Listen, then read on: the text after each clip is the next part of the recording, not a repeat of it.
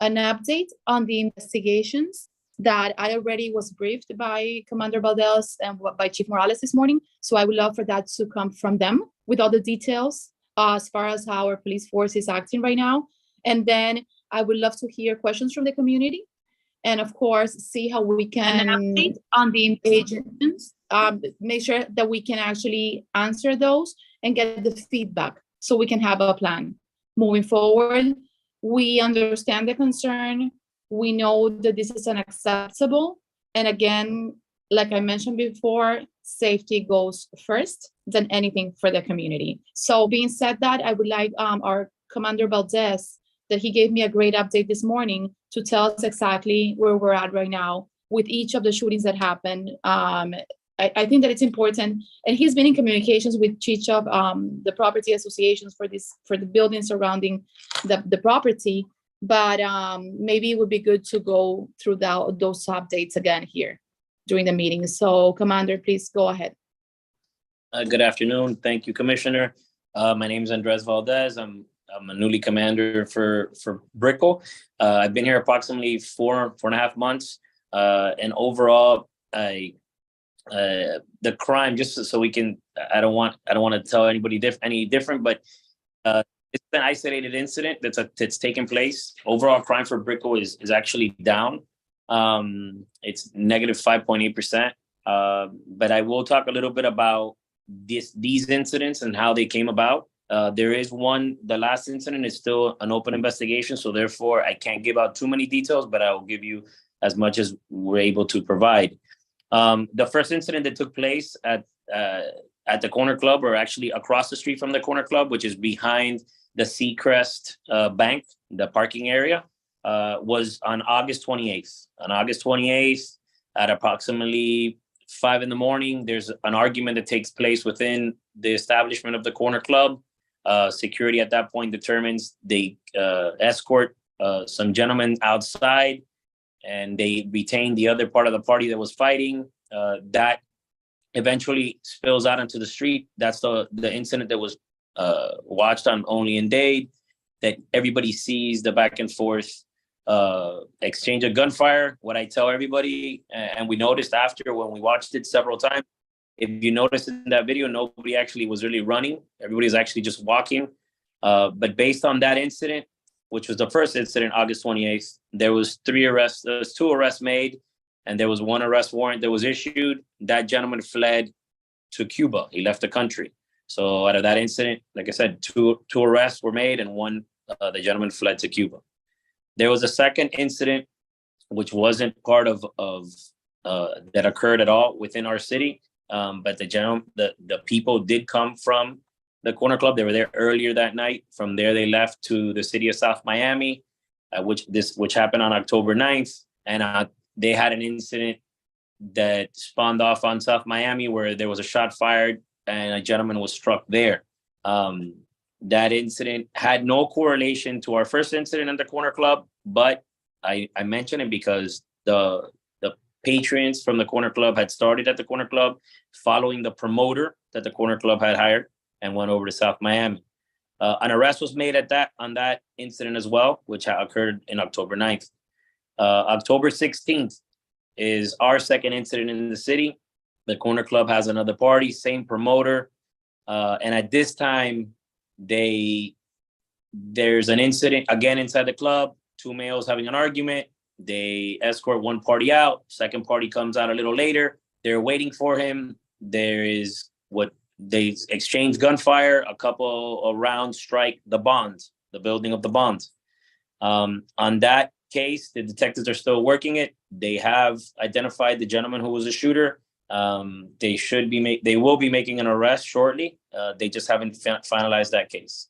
And then once that second incident happened in the city, which is on October 16th, on October 17th, the following day, I responded with my support team out to the Corner Club. I met with the owners of the Corner Club, and I basically said, listen, this is just intolerable. We can't allow this to occur.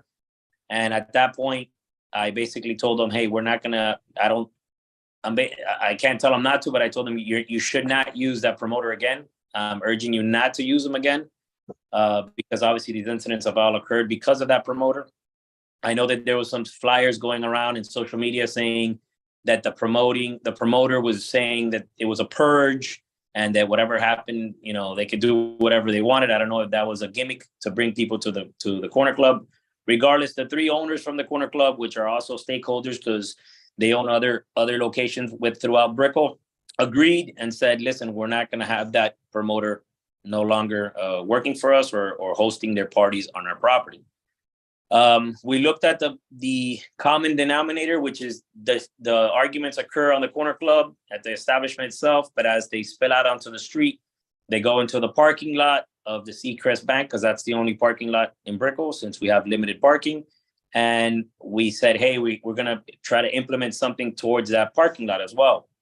I requested for the Corner Club to hire off-duty personnel, to have an off-duty officer parked in front of the Corner Club to prevent anything from occurring while their hours of operation, which is the busiest parts is Fridays, Saturdays, and Sundays.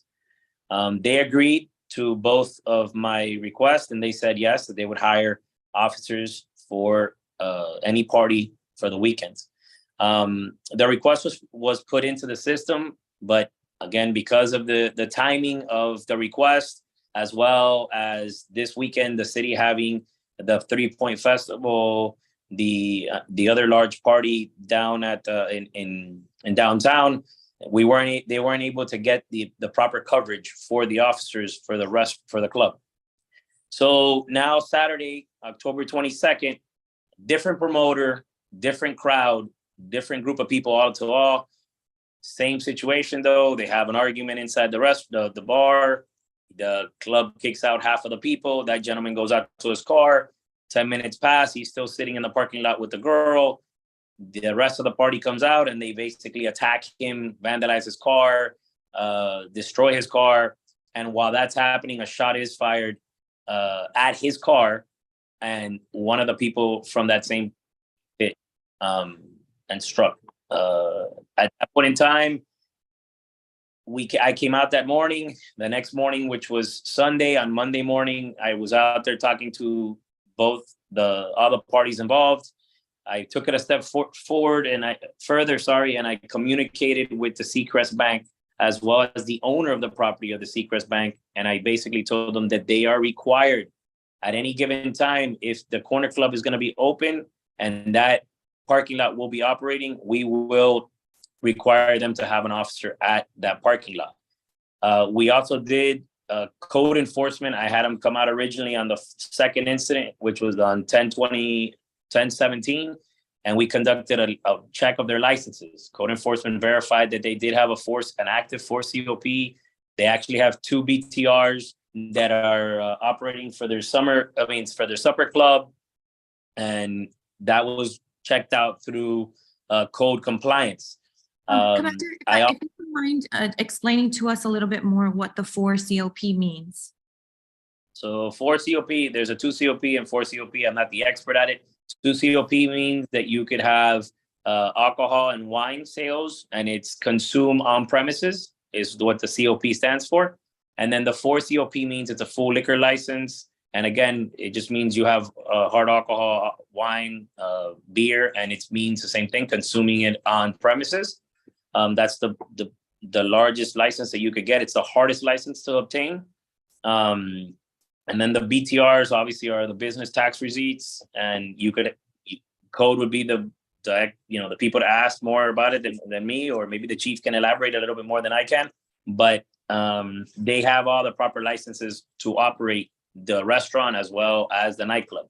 Now Sorry, I'm sorry to interrupt, but does the 4 COP mean that they can operate and serve wine and alcohol as long as they want? Is there until 5 a.m. So good afternoon, Abby. Thank you so much. Allow me a second, Major. He's absolutely correct. The 2 COP is wine and beer, and the 4 COP is full liquor. And they do have it, and we can elaborate on the certificate of use that this venue has, as well as the business tax receipt. And I do have here with me the area supervisor that conducted the joint inspection, and they do have on paper, they do have the CU and BTR. I'm gonna yield back to the Major, but we could talk a little bit when the chief comes in. We could talk about what else can we do. Okay. Thank you. So going back, that was verified through the code enforcement supervisor. I also made sure that we spoke, like I said, to the business across the street for the bank to where they're using this as parking space to have an officer assigned to that location. After meeting with the chief today, he implemented that he also would like to have a fire watch. A fire watch basically requires a fire inspector to be at the location, and he will verify occupancy of the location, so that they're not they don't go over their occupancy, and it's not at such a large location, and it prevents them from bumping into each other or deciding that they want to fight. We also took the preventive measures of putting a camera right. It's a mobile trailer, and it's right at the fork, right at 12 and South Miami Avenue, and it's pointing in the direction north of South Miami Avenue and just west. So any incidents that would happen there, this trailer would capture it. And it's real time, so we have access to be able to look at it at any given time. We also I coordinated with the owners of the establishment that if there is going to be a lapse of coverage by one of the officers that's not going to be there, then they're supposed to notify me. At that point in time, we will supplement and have an officer respond and be in that general area. I also have 2 extra officers that the chief was gracious enough to give us that are going to be there on overtime to ensure that nothing occurs in the peak hours of between 3 and 6 in the morning. They'll be there before that, but I'm saying in that specific general area. I did have a meeting yesterday with the building managers for the Flatiron, the Access, the Bond, the View, and I'm pretty sure I'm missing somebody. But I provided them this entire breakdown of what we're doing, what we've done, all the preventive measures that we're taking into account. At the end of the day, we also ensured and explained vividly today. The commissioner and the chief told the owners of the Corner Club that it is their responsibility to provide a safe environment for any patrons coming to their establishment and leaving their establishment. So that was made clear. I don't think I might have left something out, but I will open the floor for questions if anybody has questions for me or the chief.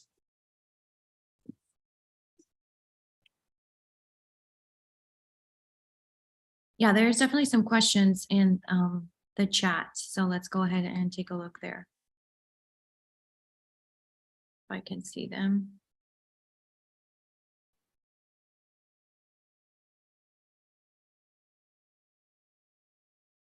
I think one of the major concerns for the for COP liquor license is that they can operate until 5 a.m. to serve alcohol. And I guess this is for you, Mr. Santos.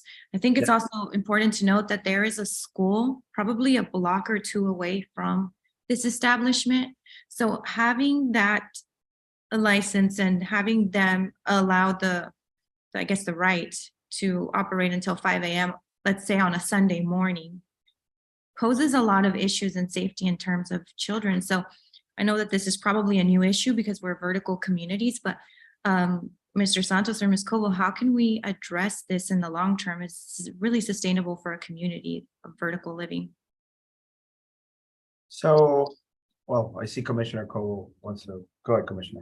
No, Mr. Santos, go first, because it would be good for you to explain how it works, if this is allowed on Sundays as well, which is concerning, like Abby just mentioned, Right. taking into consideration that people do stay out and actually then go and eat and, find places to either have a very early or late breakfast, Right. and there's school on Mondays. So if you can explain this, I would like also to go back, and we did reach out to the legal department to see exactly, and they're gonna send us this information. When did the ordinance change for us to be able to sell liquor until 5 a.m.? I know that it was a long time ago though. Yeah. Because I do remember back in the day when Brickell Flatiron was not there, the Bond was not there, and Mary Brickell Village started being a place for clubs how it started. Like, I think it went from 3 to 5. I just want to make sure that I find exactly when did this happen. And then moving forward, I do understand that the community has changed. So I guess changes are going to be made. So Commissioner and Abby, thank you so much for the invitation. I was actually in Commissioner Cobo's agenda review and jumped back in here. When I saw her leave, I'm like, all right, if she leaves, I can leave.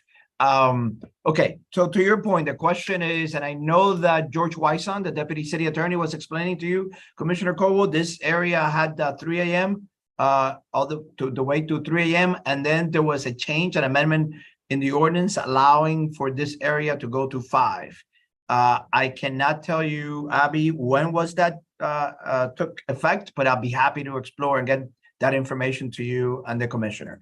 So technically, an applicant, an operator, depending for what it's for, and in this case, the commander is correct. You have both a business tax receipt, a certificate of use, and business tax receipt for a restaurant and a supper club, okay, which is interesting.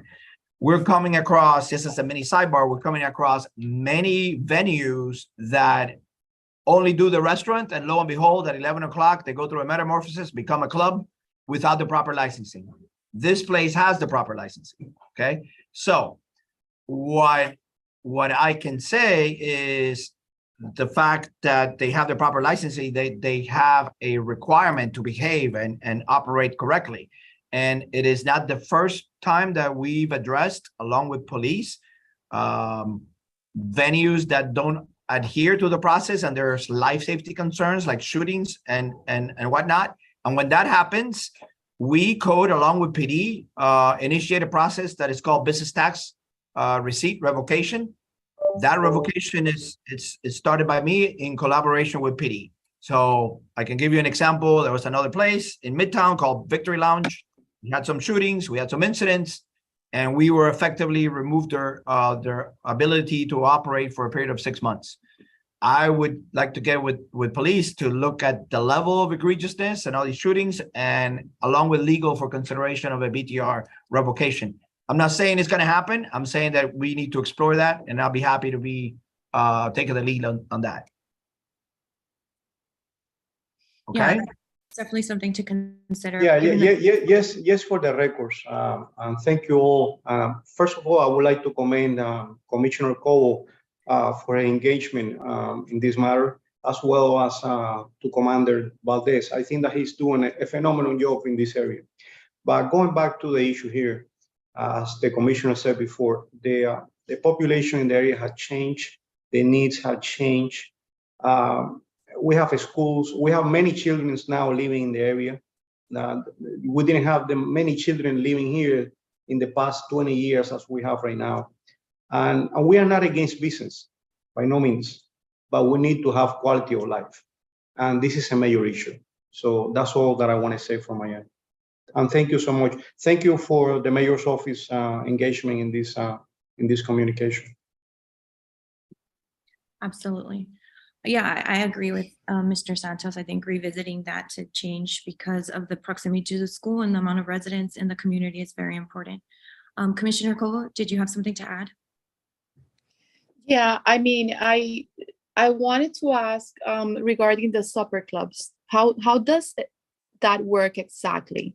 I mean, how does that licensing happen? So, Commissioner, the process is, and I use the metaphor of a coin. You have two sides of the coin. So the application for what we call here in the city of Miami a warrant, which is the permission to operate a specific operation, right? And a supper club. So that analysis is conducted by zoning department, and zoning takes into account the square footage, the area, impact analysis, et cetera, et cetera. So the CU is done by the zoning department, and then what it used to be called occupational license, and that's changed, about a decade ago, and now it's called business tax receipt. That process is completed by our office. So we provide the BTR, and then we provide the monitoring. There are places that apply for a restaurant, as I just said, and all of a sudden become a supper club or become a club, and that then we work with police collaboratively and conduct inspections. And if they're operating outside their scope, we can cite them. If it's really egregious, we can do a shutdown through PD. And we do that every weekend, and the chief can elaborate on that. Every weekend, we do what is called dry hour. And it's a collaborative effort between police, code, building, and fire. And every discipline addresses their issue. So what's the difference between a soccer club and a nightclub? So I think it's one and the same. And this, at least with the. So they do operate under the same requirements. Because my biggest question this morning when we met with the chief and with the commander and with the stakeholders was a question of, okay, do we have a time to close or do we just have a time to sell liquor? Because if they can sell liquor until 5 a.m., then if they're selling, I guess they're going to close at 5 a.m. I mean, how do we go through these applications within the city? And then I would say my next question would be, is this applied to all Brickell and downtown, or is it citywide? So it is not citywide, and I recall Deputy City Attorney Wysong reflecting a little while ago. I don't know if he said any transaction, because some clubs will say, you know what, we'll sell alcohol until 5, and then we'll give away, you know, not a sale, but a giveaway after 5, and no, it doesn't work that way. So any exchange, so after 5, there's a layer that is allowed, and there's, I guess, the majority of the city stops at 3. So again, I will follow up with legal and zoning to determine when, because you asked the question, when did this change for this area? I can't Would say. it be for the urban business district, right? Right. Okay, so Brickell is considered right now within the urban central business district. Yes, ma'am. Okay, so that would be the boundary that we are working under right now. I don't know if it was, how long ago it was changed. I'll be guessing, and I don't want to do that, but let me get the exact time. Okay, and I'll provide it to you and everyone in this meeting. So Chief, thanks so much, Robert. Chief, you were mentioning recommendations that you and the commander were talking back and forth with stakeholders, not only the Corner Club. I'm saying in general. Can you share those also with the audience and with everyone in this Zoom meeting? Yes, Commissioner, and good afternoon for everyone. Like just to piggyback off of what Avi was saying, I appreciate everybody coming in here. Is what makes a community vibrant, what makes a community healthy is the level of policing they demand. So I appreciate everybody being here. I share your concern. I'm a city resident as well.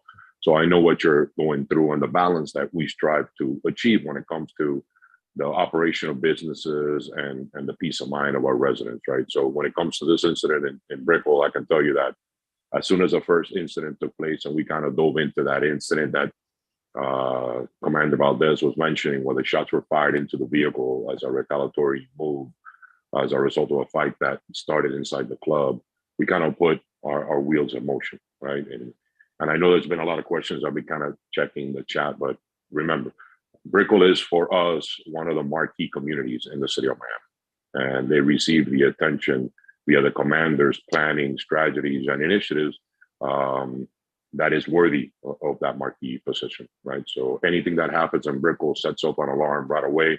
And as soon as we found out about that incident, not only did we thoroughly investigate it, that led to the arrest of 2 individuals. As I mentioned, one of them fled, but we're working to bring that subject into apprehension. And he kind of narrowed it down and began to indicate that it was all related to one specific promoter that was coming around and bringing a different type of crowd that really doesn't offer the respect. And even though the club was doing what they could at the time to prevent the incidents from taking place inside, once the individuals went outside, they kind of continued the confrontation in the parking lot.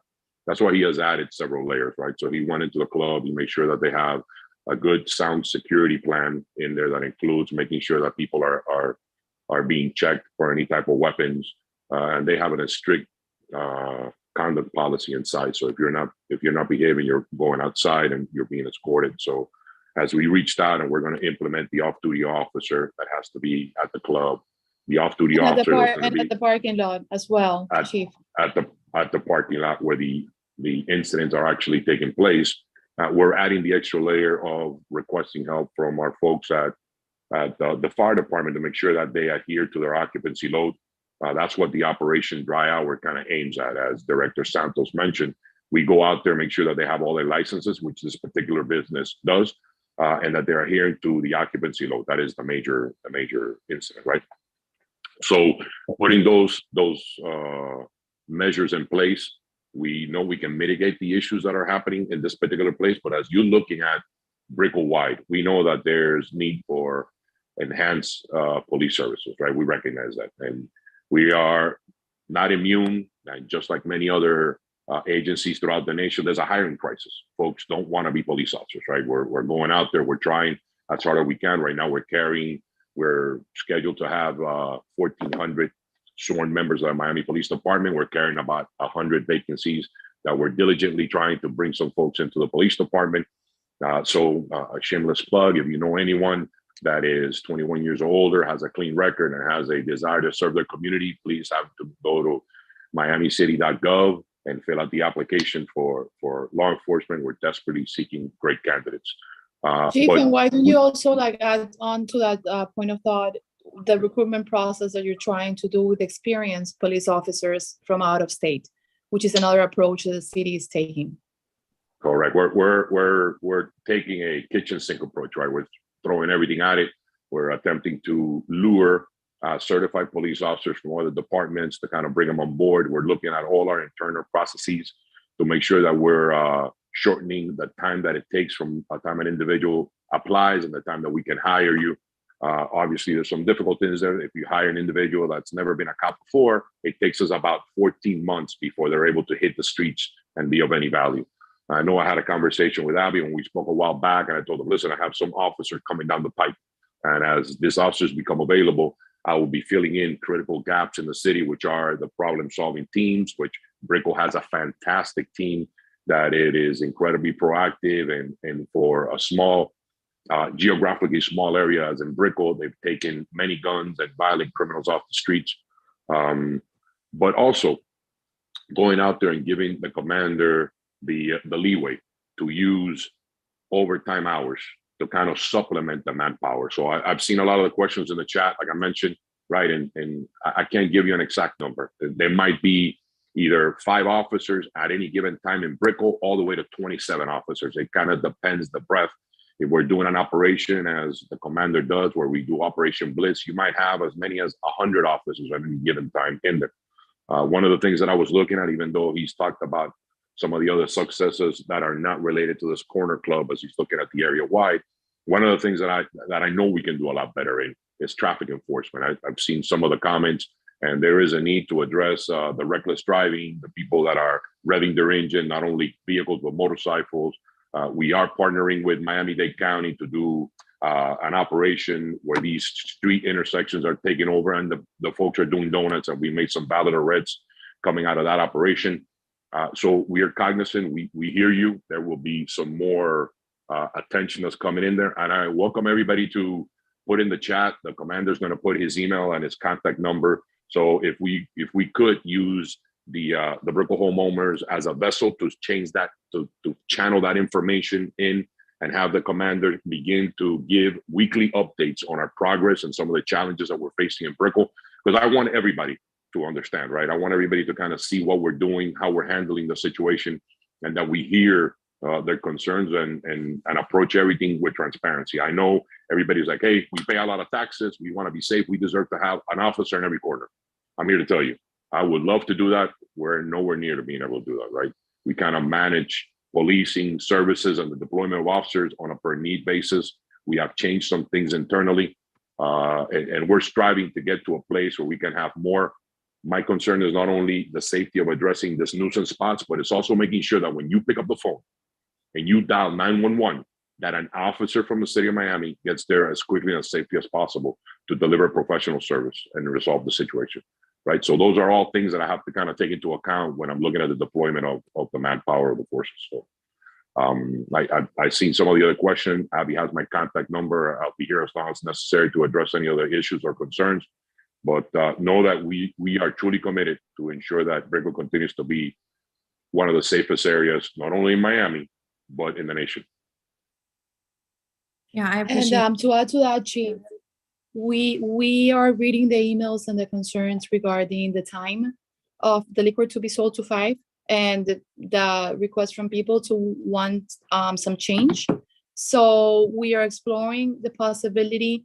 I think that we should start by analyzing Sunday, because I think Sunday, if we have school on Monday, doesn't make sense at all for us to be selling liquor until 5 a.m. unless it's like an entertainment district, which we only have one, if I am two in the city. We only have two, right? Winwood. Winwood and downtown. Yeah, exactly. And even downtown has become more residential now. So, we understand that the city has changed. We understand that we have more people, more young families, more seniors. And we need to be able to address the needs for quality of life. And I can assure you that public safety goes first on top of anything. We do understand the concerns of the stakeholders and of the businesses, because of course we want to make sure that the businesses also thrive, but we need to find a balance. So this type of feedback is great. You can always reach out to my email and even via text. Most people know my cell phone. And we are on top of it. We have a great communication with our police department and with our fire department. They call me anytime, 5 a.m., 6 a.m. I mean, it's working out fine. And I think that we are here to make sure that, to recap, we have like some short-term analysis that we need to make. For example, we are trying to do like a business license analysis of all the businesses that are registered as nightclubs and supper clubs, and if they are compliant. And Mr. Santos is going to help us with this. We want enhanced coordination with police and businesses where this shooting have taken place recently, with the late night crowd management. For example, the fact that the Commander Valdez was able to make sure that the business owners didn't use the same promoter that was causing the issue twice.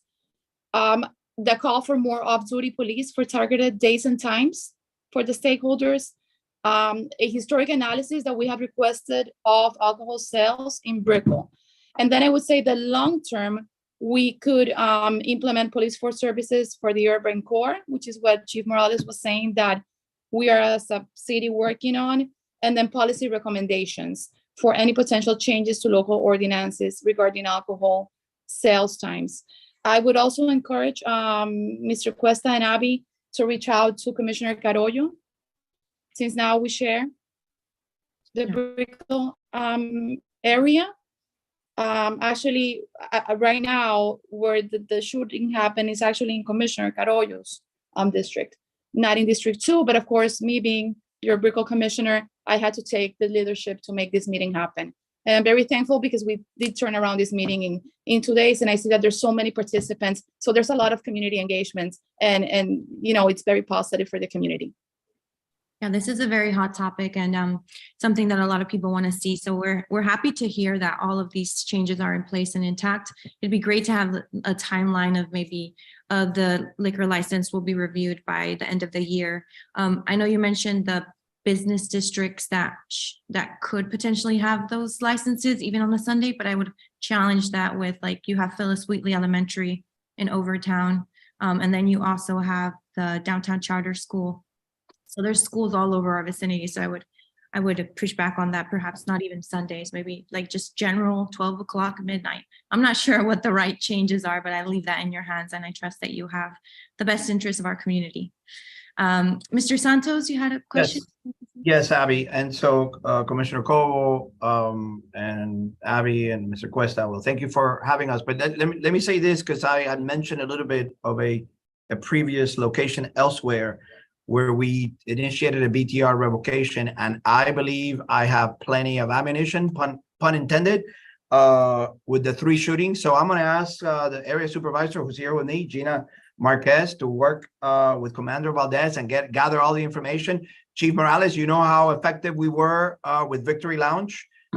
Based on the incidents, I need to work hand in hand with legal, but technically, we take them to a hearing revocation process, and there we have the ability to negotiate and say, well, you need to reduce your hours on Sundays, and you need to put noise mitigation processes, and you need to have additional security and off guard. We can make certain requirements as part of the negotiation process. So I'm starting that, Commissioner. I'm going to start that today. Reach out to legal, Deputy City Attorney Wysong, and start the process. And it was very effective elsewhere, and I think we can replicate here.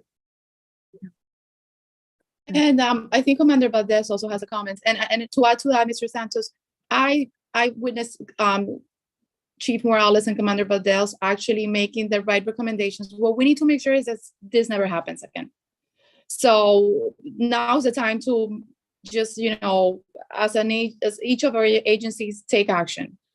Commander Valdez, you have your hand up.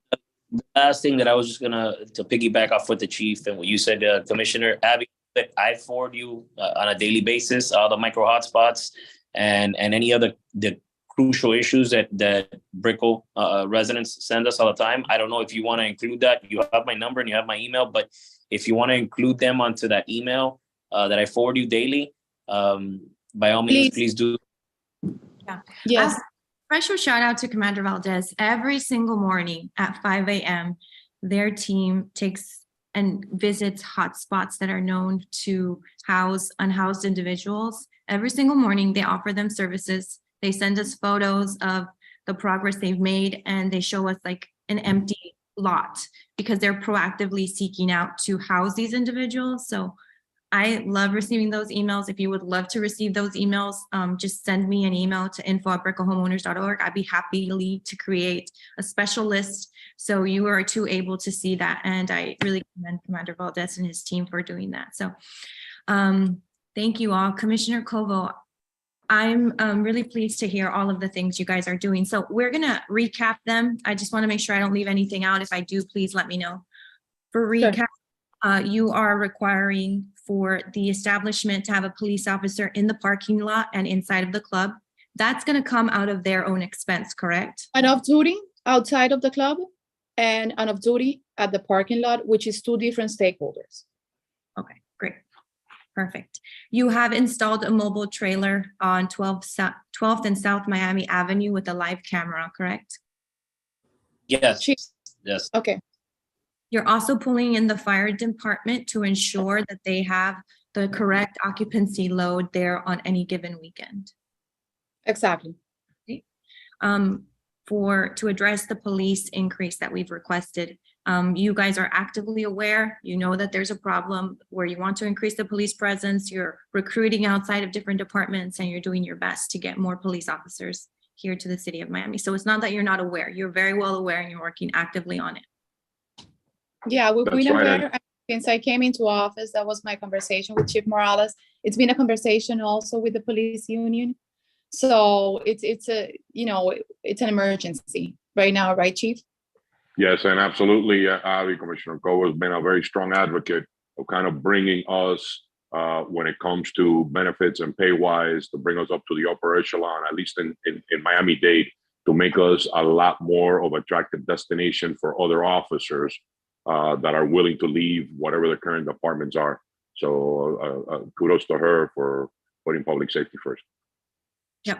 And then the next things that you all are going to address is there has to be a change in the for COP full liquor license. There has to be some type of adjustment. Of course, not just on a Sunday, throughout the week. Like, people should not be able to operate their license until 5 a.m. just because of the way that the demographics have changed of our neighborhood. There's a school right around the corner. People are living here. So this warrants just a deeper dive into, like, we should probably change some type of ordinance where this is not the norm because of the community that we live in. And Commissioner Covo, you will be working on that, correct? Yeah, I'm going to be working on that. And, this is something that is going to be worked probably citywide. So that's why I also recommended that, as an association, you reach out to other of my colleagues. Yeah. As well. Yeah. Commissioner Cole, we will be sending you a resolution from our end advocating for that change. So you can have that in your records.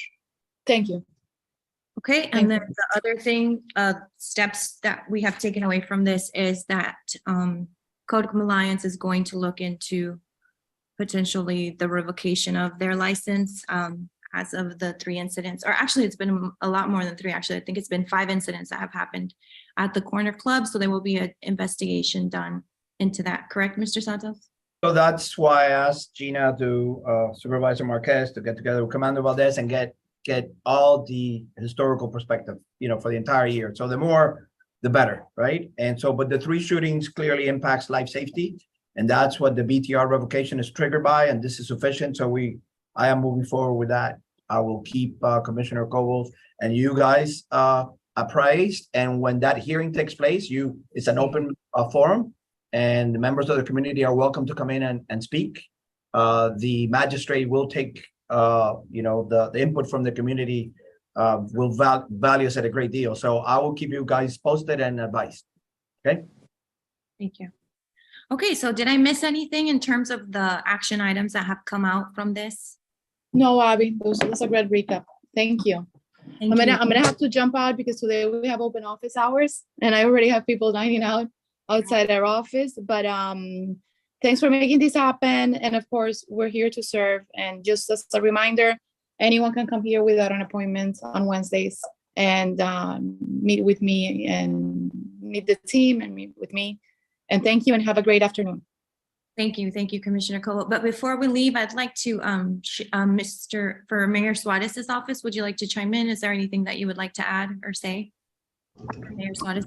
No, thank you for having us. And as the commissioner was saying, we're also kept abreast, and we're following the situation very closely with the chief and all the agencies involved.